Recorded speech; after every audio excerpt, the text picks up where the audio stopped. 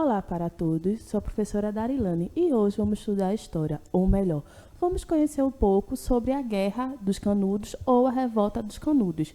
A Revolta dos Canudos foi um período bem conturbado no Brasil. Ele marca o fim do período da monarquia e o início do regime republicano no Brasil. Calma, vocês vão entender melhor esse processo. Vamos lá? A Revolta dos Canudos, ou Guerra de Canudos, é tido como um dos principais conflitos que marca o período entre a queda da monarquia e a instalação do regime republicano do Brasil. Ocorreu no Arraial de Canudos, sertão da Bahia, entre 1896 e 1897. Foi uma série de conflitos armados envolvendo o exército brasileiro e sertanejos, que seguiam o líder religioso Antônio Conselheiro. O Brasil passava ainda pela transição para o sistema republicano, tendo acabado de eleger seu primeiro presidente por voto direto e também o primeiro presidente civil, Prudente de Moraes. Então, até o momento, antes dessa revolta, a gente era o quê? Uma monarquia. Lembra das aulas passadas? Reis e rainhas. Então, saímos da monarquia, iniciamos nosso regime republicano, elegendo nosso presidente. A Guerra dos Canudos foi um conflito que marca a passagem desses períodos. Esses conflitos, marcaram fortemente o início do período republicano, tanto pelo grau de violência quanto pelos motivos que teriam justificado a destruição do arraial e a execução de aproximadamente 25 mil pessoas que ali viviam. Quando vocês lembrarem da Guerra dos Canudos, vocês lembram das particularidades desses conflitos. Não foi um conflito tanto em cunho político, mas foi um conflito mais territorial. Vocês vão entender isso mais para frente. Os sertanejos que seguiam Antônio Conselheiro, Antônio tinha uma visão bem diferente de política em relação a que viviam naquela época. Então, ele trazia uma visão diferenciada do que era a comunidade. Os sertanejos que seguiam essa visão dele. E os líderes políticos daquela época não gostaram dessa visão que ele trouxe de comunidade. Calma, vocês vão entender mais para frente, do texto, como era essa visão. Então, esse conflito ocorreu por causa disso, por causa da distorção de valores entre um e outro. Os políticos atuais não aceitavam a visão de comunidade que Antônio tinha. Vamos lá? A causa desses conflitos. O Arraial de Canudos era formado por moradores que fugiam da extrema miséria em que viviam do sertão nordestino. Em pouco tempo, o lugar reuniu 25 mil pessoas. Constituindo, segundo os latifundiários, em foco de monarquistas que desejavam derrubar a recém-instaurada república. No entanto, os sertanejos apenas se dirigiam ao local em busca de melhores condições de vida. Então, a causa foi essa. A causa era distorção, era não entendimento entre um modo de sociedade e outro. Naquela época, os latifundiários, os donos de engenho, era quem comandava o país. Professor, a gente não tinha o nosso líder político, o presidente, sim. Porém, o presidente visava os interesses dos latifundiários. Eles não gostavam do modo de comunidade que Antônio propôs para os sertanejos. Era uma comunidade onde se viviam e se compartilhavam. As coisas não eram só minha, mas era para todos. E vocês vão muito ver essa revolta no livro Os Sertões. Lembra da aula passada que eu trouxe esse livro? A Comunidade de Canudos. Por volta de 1893, reuniu-se no Arraial de Canudos, às margens do rio Vaza-Barres, na Bahia, um grupo de fiéis, seguidores de Antônio Conselheiro. Este era um beato, nascido no Ceará, que pregava a salvação da alma para quem o seguisse. Então, veja, não era só uma questão de interesses comunitários, visão de comunidade, que cada um é diferente, mas aí também tinha uma visão religiosa. Lembrando que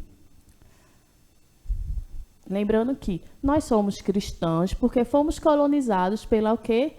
Os portugueses. Os portugueses creiam em Deus e tudo mais. Então, tinha-se o quê? A Igreja Católica por trás disso. A Igreja Católica pregava-se de um modo diferente. Daí chegou Antônio Conselheiro e pregou de um modo que a salvação, né, quem quisesse a salvação tinha que seguir ele. Os beatos ou conselheiros caminhavam pelo sertão, pregando uma forma de catolicismo popular e eram seguidos por dezenas de fiéis.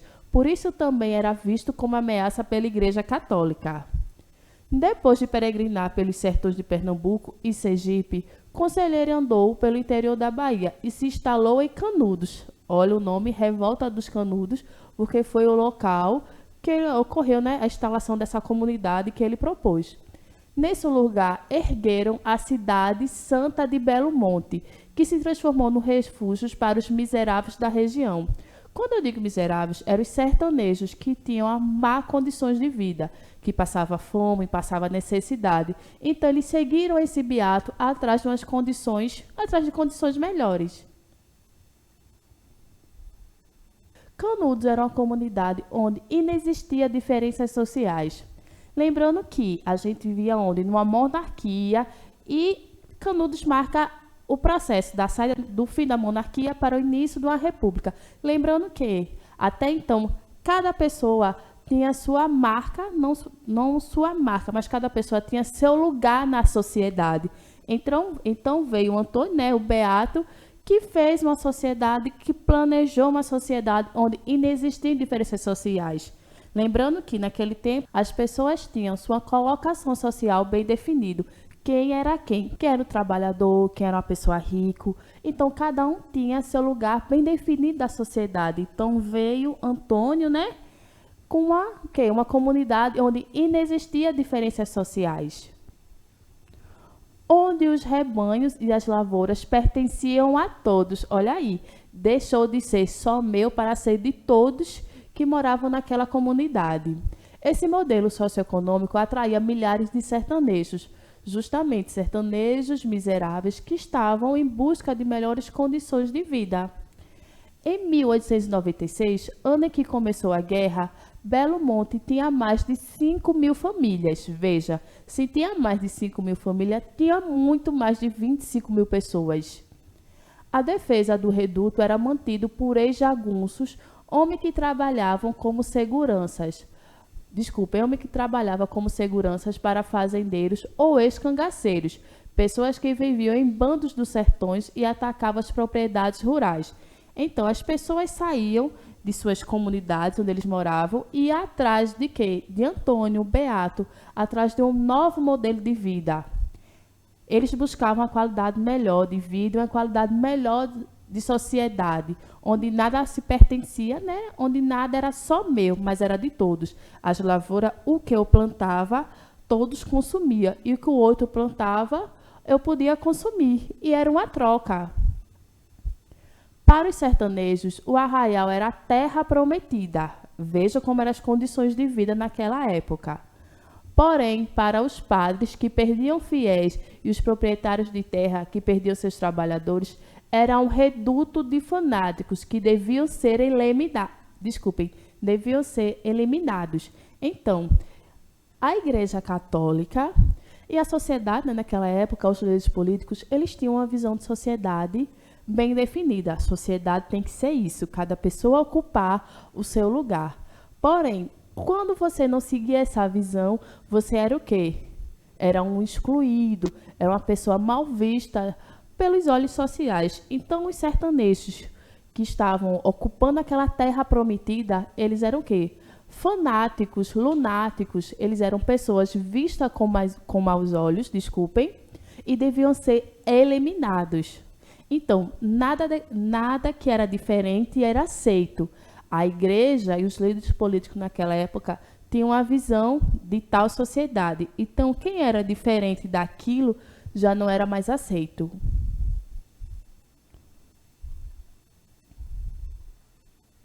Padres e coronéis pressionaram o governo da Bahia para destruir o arraial.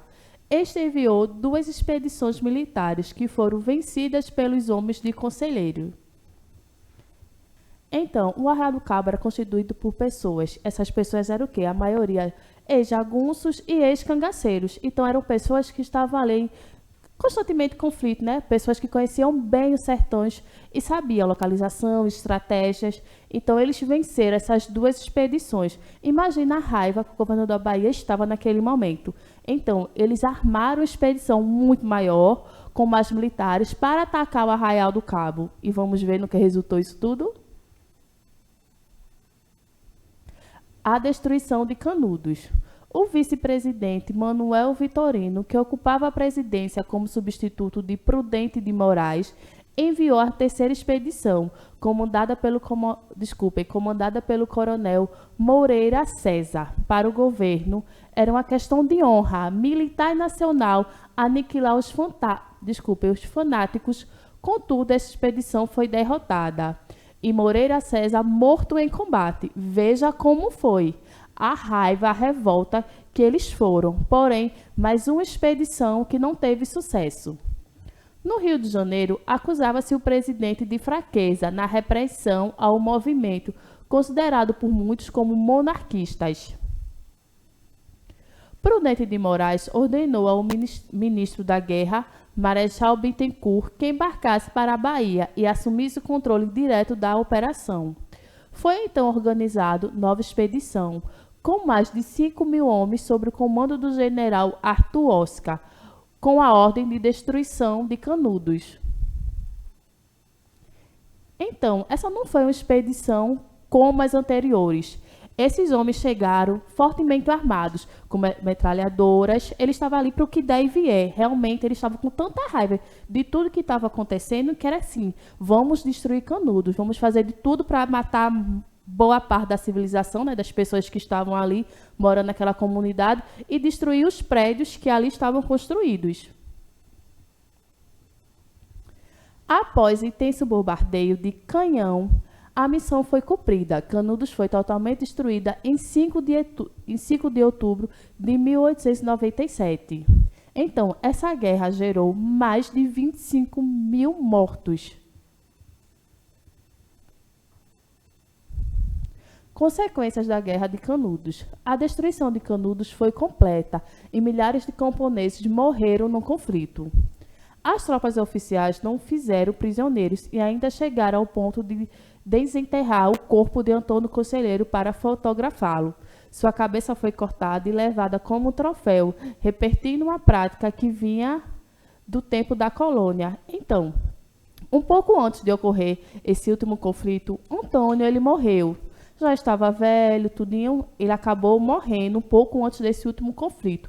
Seu corpo foi enterrado, seu corpo era muito venerado pelas pessoas que o seguiam, pelos seus fiéis. Após a destruição de Canudos, com mais de 25.000 pessoas mortas, as tropas foram lá, desenterraram seu corpo, decapitaram sua cabeça e a levaram. Eles queriam estudar para entender como era a cabeça de um fanático. Vejam bem como era a situação. Pronto. Infelizmente, assim chegou ao fim de Canudos. Assim chegou ao fim a comunidade de Belo Monte e a Terra Prometida. Vamos só analisar como era a situação, né? A partir do momento que as pessoas não aceitaram aquele novo modelo de sociedade, onde tudo era compartilhado, aquele devia ser excluído, devia ser eliminado. Imagine, naquele tempo, onde a população era muito menor do que hoje em dia, 25.000 pessoas mortas, 25.000 pessoas que eram diferentes, né? Que eles não eram diferentes, mas eles pensavam diferente daqueles que têm uma ideologia totalmente, não é totalmente concreta, mas eles tinham uma ideologia de quem era quem. Você, tal nível social, tem que permanecer ali. Você, assim, tem que permanecer em tal lugar. Então, as pessoas que eram contrárias àquele pensamento deviam ser destruídos, deviam ser mortos.